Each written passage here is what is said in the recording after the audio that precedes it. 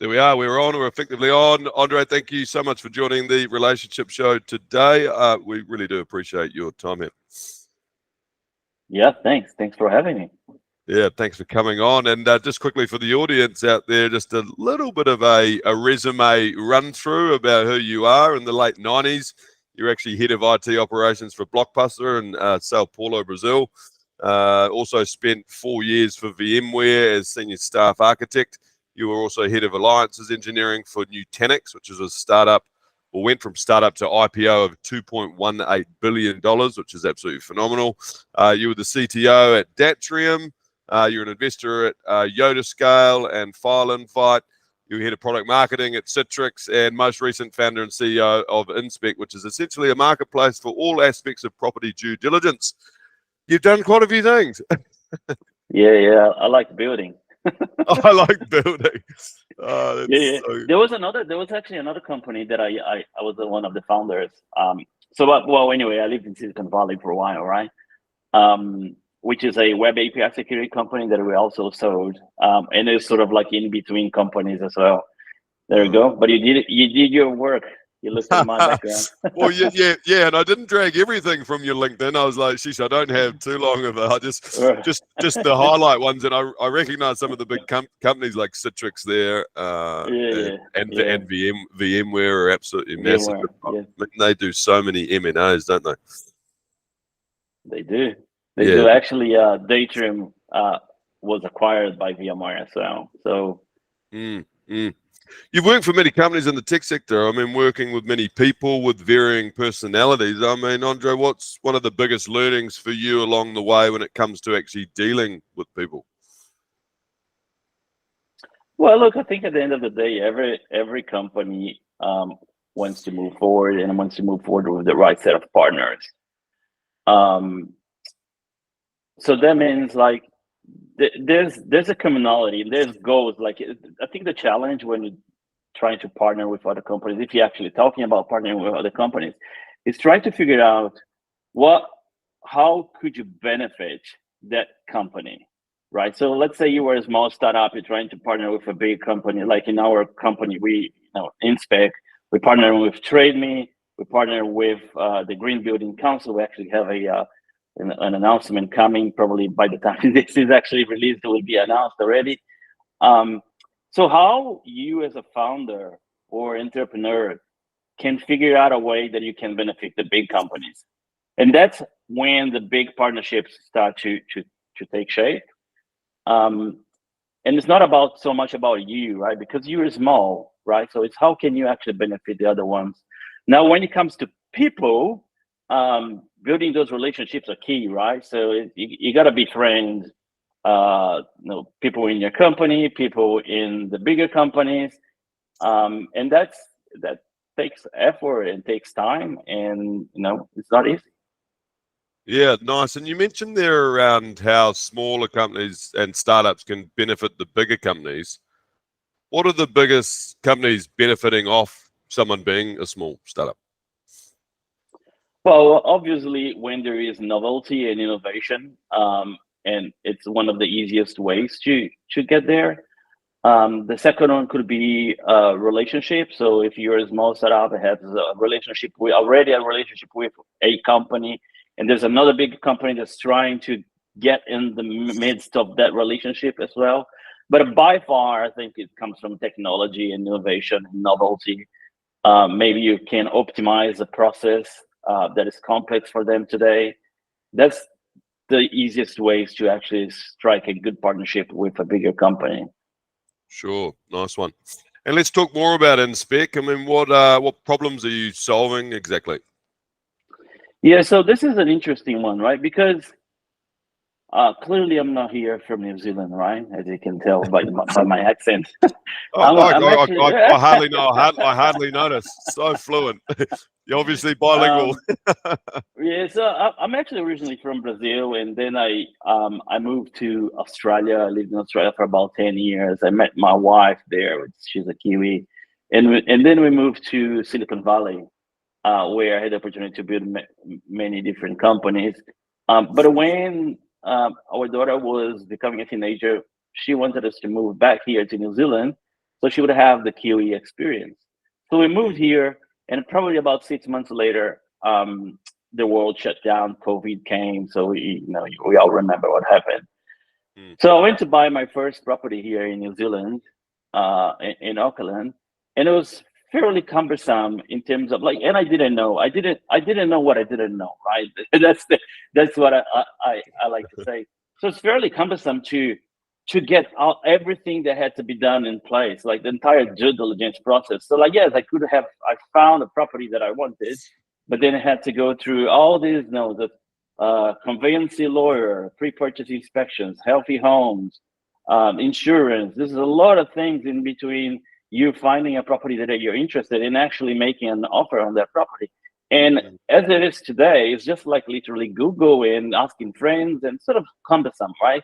And coming from the valley and looking all these new types of experiences that people are expecting, I said, I think there's something to be done here. So, and I went further to actually buy some other investment properties in different regions of New Zealand. And every time I was running into the same issues, it's okay, there's something to be solved here. And that's how everything started. So what we created was it is a due diligence platform trying to simplify and save time for property buyers in between finding a property and actually making an offer. So, we are all busy, we are all working. The last thing you need is to try to find professionals all over the place. You don't know if they're qualified, if they're insured, if they're certified. You don't know what you're getting. So we also do all this vetting process on all these professionals. And Nice. couple of clicks, and you get your life sorted. Yeah, fantastic. And any heavy competitors in this space at the moment, or are you really pioneering and leading the way in this space? Yeah, in New Zealand, we are the first property due diligence platform. There are, of course, a number of. This is to some extent quite an unregulated industry in some shape or form, and there are a lot of like very, very small or even like independent players, but none of them is actually a platform where you can just click and buy. It's all still like you gotta call someone and go to the voicemail, and then you call back. And then it's you ask for what's the price, and the price changes based on the day of the week or how busy they are. Quite arduous. Yeah, and it's unfortunate for New Zealanders, right? They have to deal with that. And tell me, why can't you tell me what the price is ahead of time, as an example? No, and I can budget and pay anyway. That's sure. So I think that's part of the problem that we're trying to solve. And then there's also, we're talking to banks, and banks are also frustrated with the process. They're asking us to help us streamline. So as we're talking to a big bank, and they're saying, hey, I want every buyer to get these inspections on properties, but I can't ask because I get like 100 different types of reports with 100 different feel and look. Unless I employ 100 different people to do this work of going through this paperwork, it doesn't work for us. Anyway, there's a lot to be sorted there. Yeah, great. And obviously, you come from Brazil. You've spent time in Silicon Valley. You've worked with very, very many tech companies of very large scale and launched a lot of products. What's it been like for you, Andre, here in New Zealand, specifically launching a new product into the market? What are some of the key differentiation points that you've really that you've been blown away with? Well, there's the blown away part, and there is the not so good part as well, right? So, I think New Zealanders are quite innovative, and you need to be like grassroots kind of approach, like create things from nothing. But at the same time, what I find when talking to New Zealanders in general, they are very averse to changes. When being in the US, they are all sort of like, they want to be the first ones to use. They want to, this is new, let's embrace it. While here in New Zealand, it's still like people like to do things the way they always have done, I guess. But no, things are changing, right? The world is moving forward.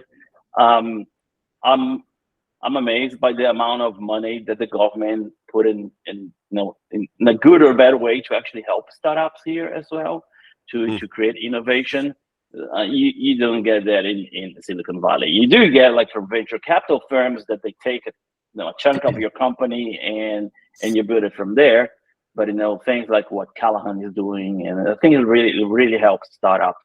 And I've been talking to them as well. They know their rules and the way they operate. Sometimes it's great, sometimes it's not. But I think overall it's positive to help innovation. What's the value of a startup working alongside Callahan and innovation? Is it just simply the resource and expertise and mentorship that they value, or what? Is there anything else there that you feel as though is very important for any budding or new founders in the startup space?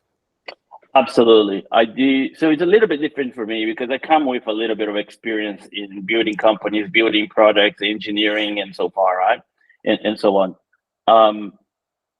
For me, the key was sort of like try to translate all that into Kiwi land, what it means in New Zealand, what all my experience means here in New Zealand. But I think more importantly is actually for those first time founders, people that don't know what a TAM is, what a SAM is, how to create a P&L, how to do engineering forecasting, and like how there's a lot of things that I think organizations like Callahan can help, because unless you've done it before, you don't know. You're gonna have to learn the hard way. I mean, you can go on LinkedIn courses and training and find, but it takes a lot of time, and I do think they can help first time entrepreneurs in a big way. Yeah, great insights there. What as far as dealing them, so they partner with a variety of people. Is that how it works? And they will come in for the early stages of the startup, or will they be with you throughout the whole journey? Oh, they have different grants and different programs. They normally assign you, and look, I'm talking about them, but I think it would be best for them to talk about themselves, right? Sure. Telling you my experience. But they Of course, have what's called a customer navigator, someone who sits beside you as an entrepreneur, and they will support you and will put you in the right direction to talk to different people with different skill sets. So just last week, I was talking to some of their members who are specialized in the construction industry.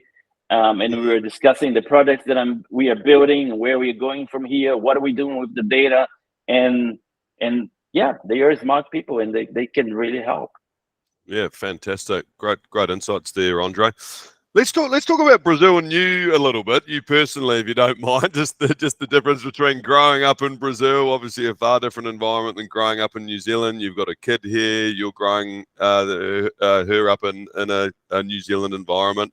But what was childhood like growing up for you? And is it very interesting to see that? I'm sure it's a polarizing difference. Yeah, so I was fortunate. I was never rich. I wasn't poor as well, sort of like in the mid upper class kind in Brazil. I had the opportunity to go to good schools, and then the opportunity to get good jobs and eventually leave Brazil. Unfortunately, this is not how it plays out for most people in Brazil, for most kids. Brazil is a country that is ruled by a lot of crime, by a lot of bribery. Not everywhere, but it's quite a bit. And there's quite a lot of people that when they have the opportunity to leave the country, they decide to leave. But that said, I'll tell you, Brazilians work hard.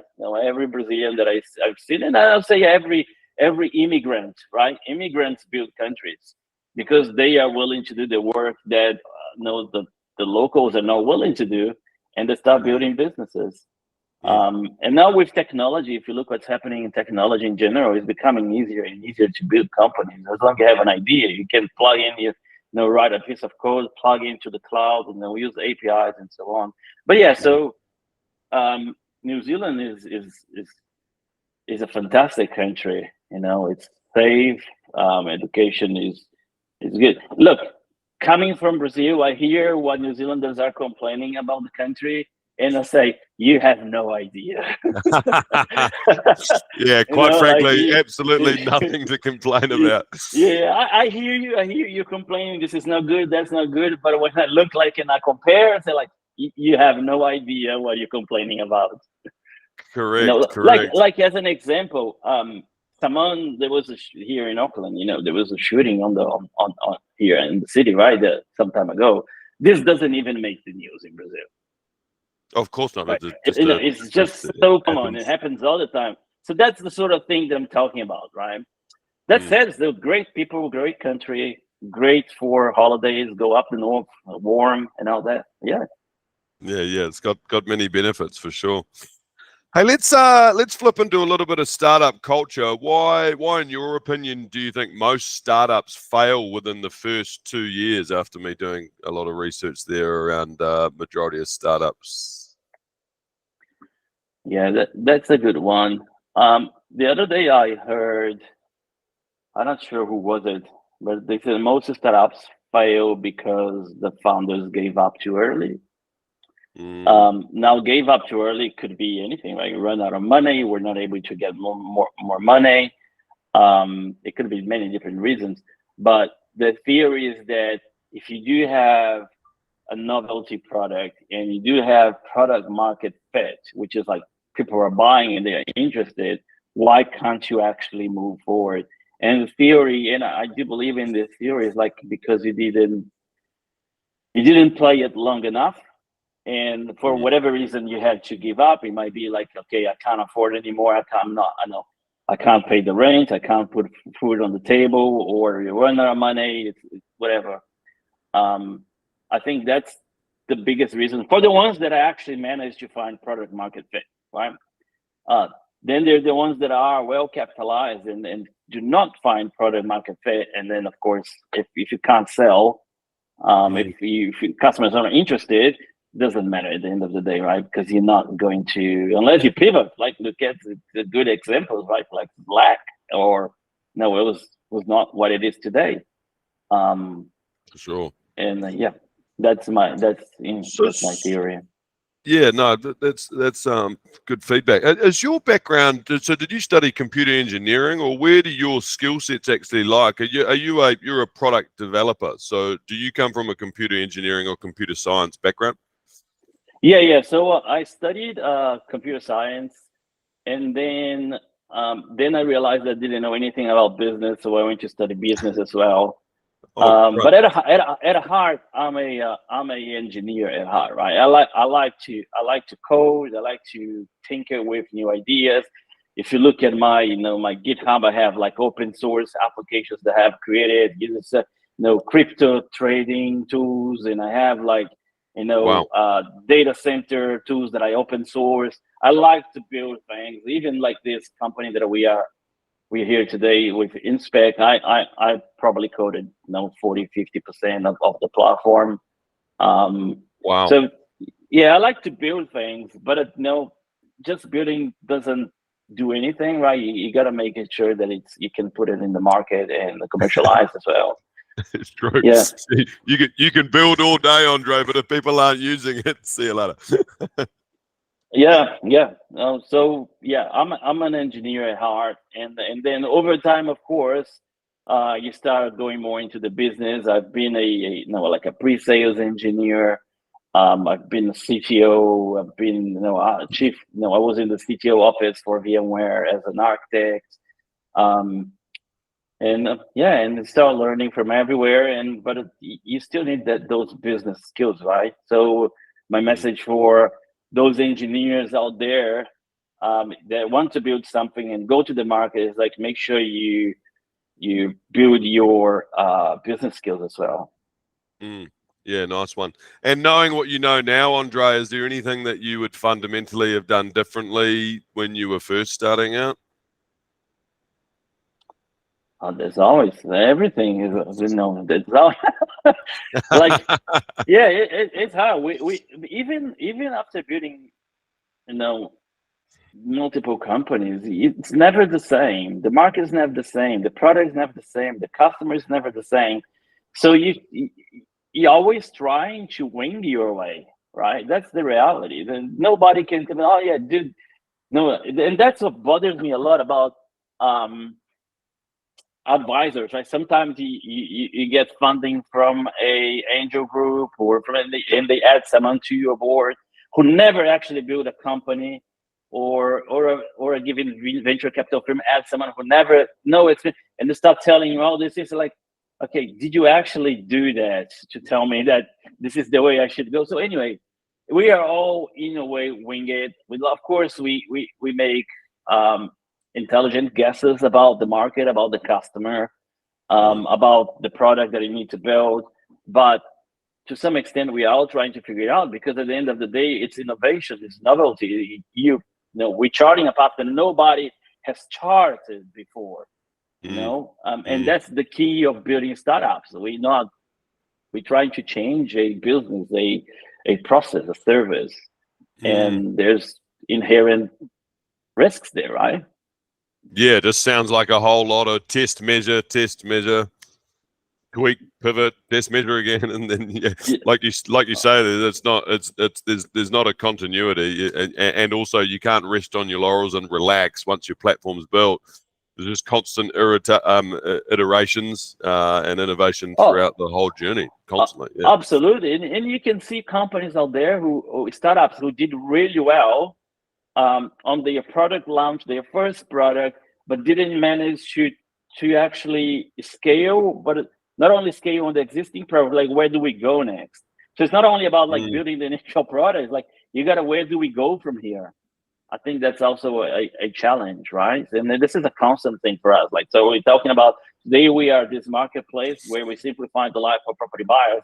What's next? So we know for us what's next. We have like probably two horizons that we can see where we go from here. That could change, right? I don't know.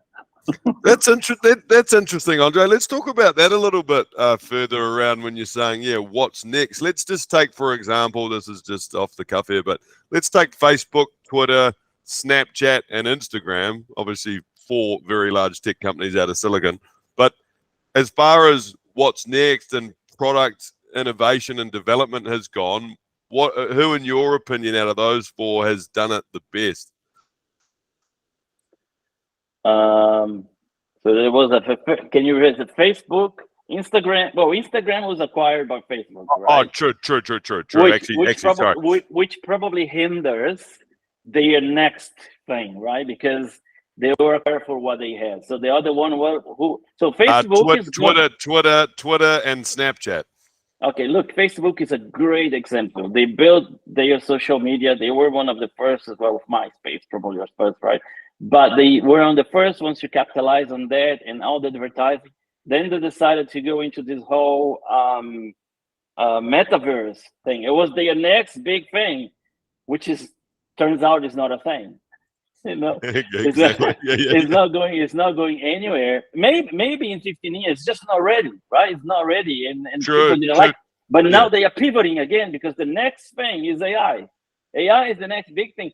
But now you're starting to see articles from experts saying, no, AI, and it started in the last week or so. Like, AI is not a big thing, because the fundamental problems that we are having with AI today are not going to be solved. So everything that's coming out, it's kind of like a gimmick in a way. Anyway, it's yet to be seen what's going to happen, right? Sure, absolutely. What's your take on ChatGPT? What do you find value in ChatGPT? Do you use it personally? Oh yes, I mean, it saves me hours and hours and hours of work, right? Absolutely. Also brings everybody in parity, right? So like, it's easier to compete. Like, a smaller company can compete with bigger companies because they're more efficient. But that said, I'll tell you. So we actually created, as part of Inspec, a chatbot. So we loaded the entire New Zealand corpus of data for property, building codes, REA, auctions, everything you would want to know about properties in New Zealand. You could actually ask this bot, and you get actually the correct answer, right? Not like if you go to ChatGPT, you ask what is the process for this, you might get like what's called a hallucination, right? The AI hallucination, which is like when it doesn't know the answer, will create the answer, right? So we're trying to fix that, and we had it live on our platform, on our website. Now it's not live. I think users start to think that they were talking to someone in the bank asking questions about, hey, what's the price for this? So we ended up removing, but I do think there's big value there. And the key thing is like, what is your mode, right? So like that technology now is available to every company and every individual on the planet. The data, unless you have unique data that nobody has, there's no defensibility there. So you as a startup creating a company that is based on LLM or machine learning, and the data set is public, you don't have defensibility. There's no novelty there. How do you defend yourself from competitors? And you don't, right? Because anyone can go and create. So unless you have a very specific data set that nobody, and you can train your machine learning with that data set, there's no, it's not a novelty there. So it seems like all these chatbots have, popping up here and there, but I don't think they're gonna last because anyone can copy. Yeah, absolutely. Yeah, some really, really good takeaways in what you've just said then.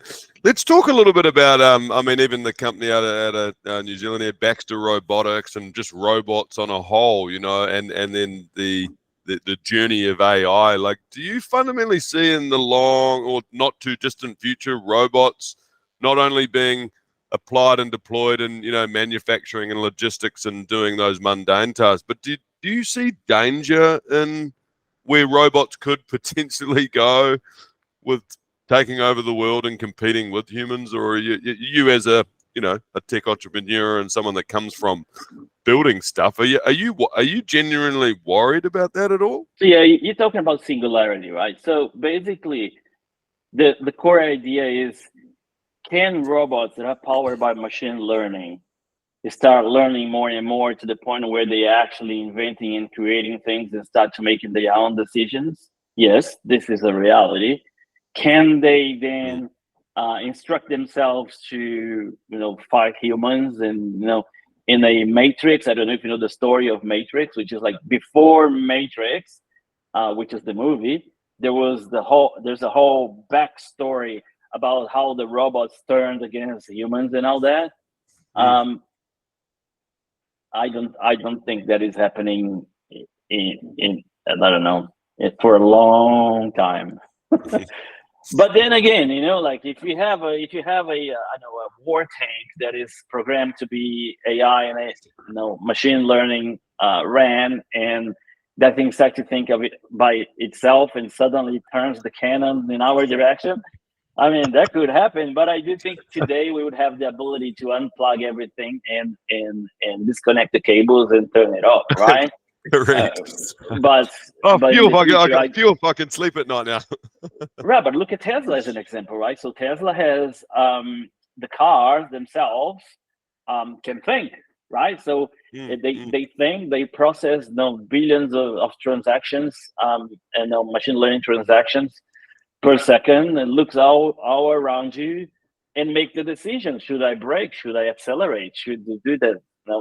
And then summarize all that, sends to the cloud to be processed, and then computed, and then sent back to the cars as a new algorithm to say, this is what you got to do when this happens. So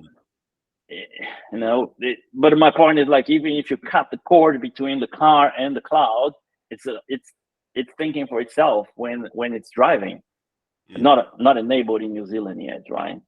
In Silicon Valley, like in US, it's self-driving is already a reality. Sure, absolutely. Hey, so entrepreneurs do make a bewildering number of decisions daily, and they must make the decisions that are right for them and in a very timely manner. You're well accustomed with that. In your opinion, Andre, what makes a good decision-making process and criteria? What have you always followed that's worked for you?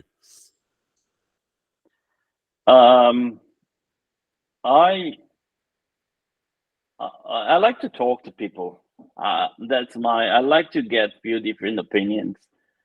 I talk a lot to my wife. My wife has been in business and done startups as well before, very successful as well. And I talk to her about what she thinks. Not necessarily I'll take their opinion, but Yeah. I like to talk. I like What space is she in? Yeah, she's What? in tech as well. Oh, and oh well. She's in tech. She built. She worked. She actually worked for VMware as well in California. She joined the same startup that I joined, which was Nutanix. They went IPO for 2 point something $billion US dollars. Um, and then she's been doing, yeah. She's in learning and development for engineers. Okay. But Okay. she's been in engineering and building startups as well. And then I talk to friends as well in that space, what they think, and then that's my general process to come to a solution. I don't know, don't have a specific way, to be honest. No, I like that. I like it. As simple as that is, but sometimes the most simple answers are the most effective. And yeah, talking to people, exchanging ideas, communicating, collaborating, and then figuring out, okay, well, what's the next best step, right? Yeah. I like that. Andre, that's all we've got time for today. Thank you so much for coming on the Relationship Show. I really do appreciate your time. So many insights in there, and I do want to sincerely thank you for coming on. Yeah, you're very welcome. Thanks for having me, Luke. Thanks. I'll just hit